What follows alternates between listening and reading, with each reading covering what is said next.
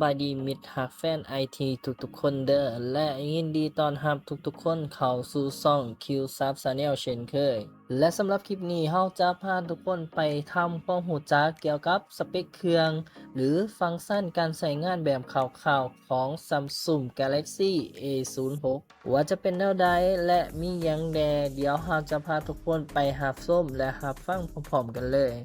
สำหรับสเปคเครื่องคร่าวๆของรุ่นนี้เนาะจะให้ขนาดจอมาที่ 6.7 นิ้วตัวจอเนาะจะเป็นจอ PLS LCD อัตรา refresh rate จะให้มาที่120 Hz และเป็นตัว Android เวอร์ชัน14 ส่วนในเรื่องความสว่างของหน้าจอเนาะจะให้มาที่ 1000 นิตทางด้านของ CPU เนาะจะใส่เป็น MediaTek Helio G85 Octa-core ความไวจะอยู่ที่2 GHz ในเรื่องของหน่วยความจำเนาะจะให้แรมมาที่4 GB Storage จะอยู่ที่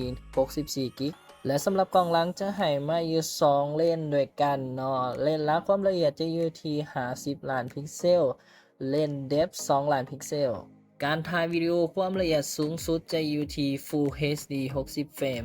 และสำหรับกล้องหน้าของรุ่นนี้เนาะจะให้ความละเอียดมาที่8ล้านพิกเซลเซนเซอร์หรือระบบความปลอดภัยของตัวเครื่องเนาะจะสามารถใส่ได้เพียงแต่สแกนลายนิ้วมือใต้จอเท่านั้นเด้อทุกคนส่วนในเรื่องทางด้านของแบตเตอรี่เนาะจะให้ความจุมาที่ 5,000 มิลลิแอมป์พร้อมระบบสากไว้อีก25วัตต์และราคาที่ว่างขายกันในปัจจุบันนี่แมน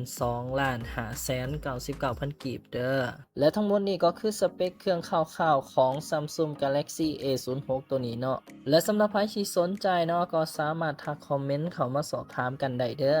หรือว่าจะเข้าไปสอบถามกับร้านค้าที่อยู่ใกล้บ้านก็ได้สุดท้ายนี้ก็ขอขอบใจทุกๆคนเด้อที่เข้ามารับชมและรับฟังคลิปนี้จนจบเลยและก่อนที่เราจะปิดคลิปนี้เนาะฝากทุกคนกดไลค์กดติดตามเพื่อเป็นกำลังใจให้เราได้เฮ็ดคลิปครั้งต่อไปเด้อ